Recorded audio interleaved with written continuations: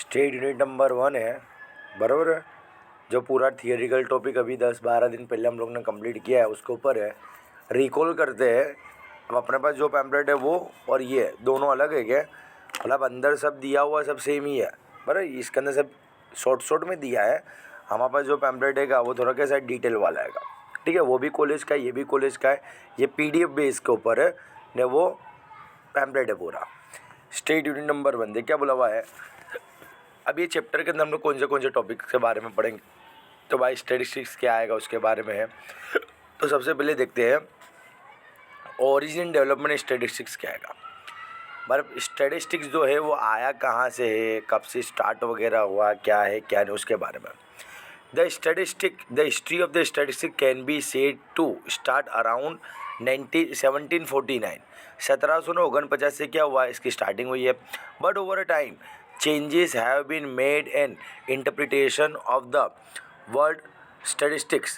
The earlier time, the meaning was restricted to information about the states. This was later extended to include all collection of the information of the old type, and later till it was extended to include the analysis and interpretation of the such a data।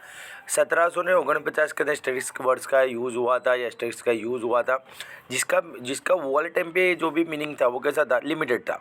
But जैसे जैसे time होता गया ऐसे ऐसे क्या होता गया, उसके अंदर सब चीज़ें ऐड होती गई, जैसे कि इन्फॉर्मेशन वगैरह जो भी है, बराबर है। और हर टाइप का जो भी डेटा वगैरह है या हर टाइप का जो भी कलेक्शन वगैरह है वो सब क्या होता है, इंक्लूड वगैरह होता है।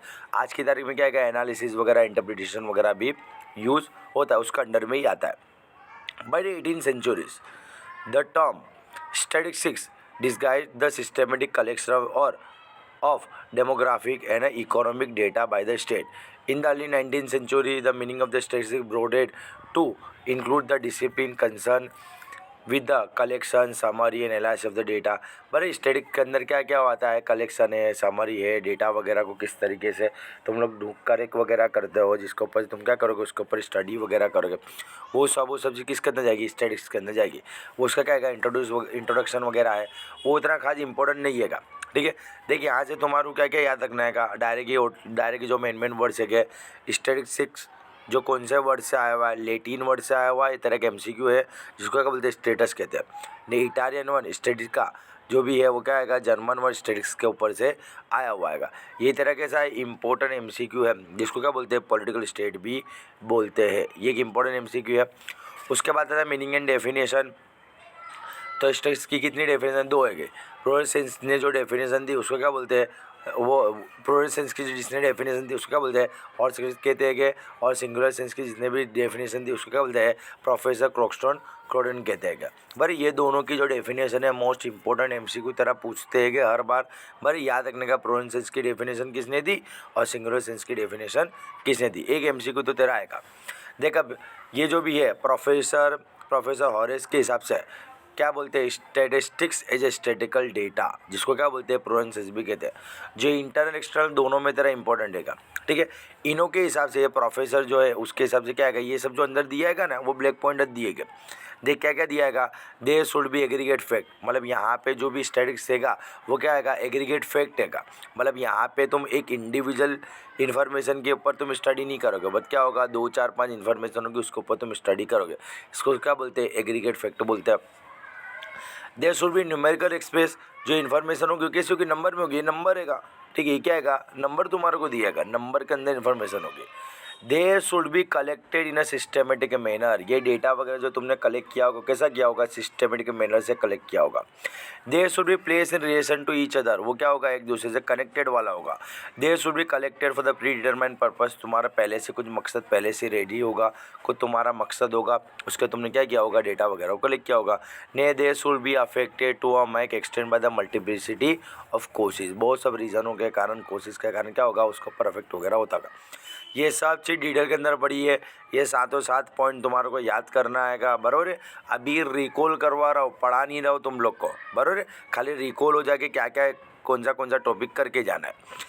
स्टैटिस्टिक्स है स्टैटिस्टिकल मेथड, वहाँ पे क्या आएगा, सिंगुलर सेंस की डेफिनेशन है कि बड़े जो किसने दी है, प्रोफेसर क्रोक्शन ने दी है कि ये दोनों क्वेश्चन में से एक क्वेश्चन तेरा एक्सटर्नल में आता है और दोनों में से एक एमसीक्यू तो तेरे को इंटर्नल में पूछते ही हर बार, अभी तक जितना भी हर बार पूछा है, ये बार का क्या है पता नहीं, बट फुल चांसेस है आ सकता है।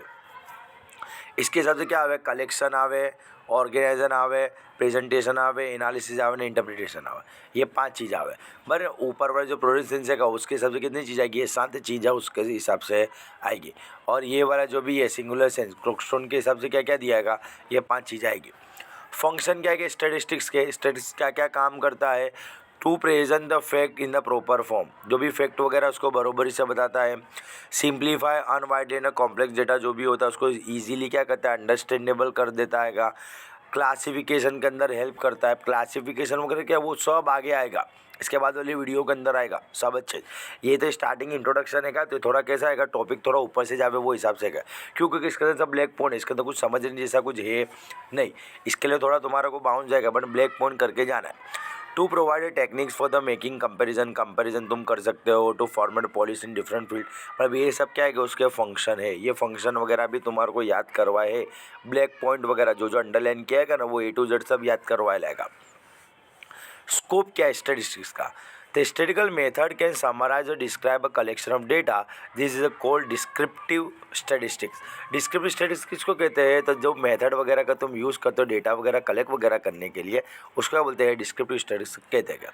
बराबर, उसके बाद एक यहाँ पे जो आता है inferior statistics, this model can be use to draw inference about the process for population under study, a practice core inferior study statistics। क्या बोला हुआ है, जहाँ पे तुम पूरी की पूरी पॉपुलेशन के ऊपर स्टडी करोगे, बल्कि जितने भी लोग जितने भी जिसके ऊपर जो तुम्हारे को स्टडी करना है वो सब वेरिएबल के ऊपर तुम स्टडी करो, उसका बोलते हैं इन्फेरियर स्टैटिस्टिक्स कहते हैं। इसके बाद आता है अप्लाइड स्टैटिस्टिक्स है, तो कंप्राइज डिस्क्रिप्शन स्टैटिस्टिक्स है ना, application of the inferior statistics, application of inferior statistics याद रखने का, उसको क्या बोलते हैं, अप्लाई स्टैटिस्टिक्स कहते हैं।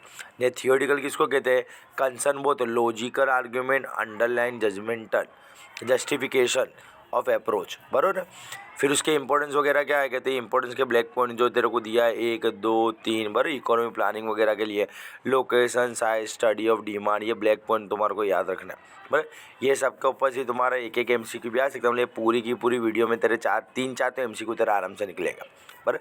लिमिटेशन वगैरह क्या आएगा, तो ब्लैक पॉइंट तुम्हारे को ये सब 7 8 जो भी है वो ब्लैक पॉइंट तेरे को याद रखना है। मतलब ये पूरी की पूरी जो PDF है इसके अंदर कुछ है नहीं, खाली तुम्हारे को क्या करना है, याद करने जैसा है न, 2-3 जो नाम है कि वो खाली तुम्हारे को समझने के कि भाई ये बोला हो तो ये वाला नाम, ये बोला हो तो ये वाला नाम, ठीक है। रिकॉल करवा रहा हूँ,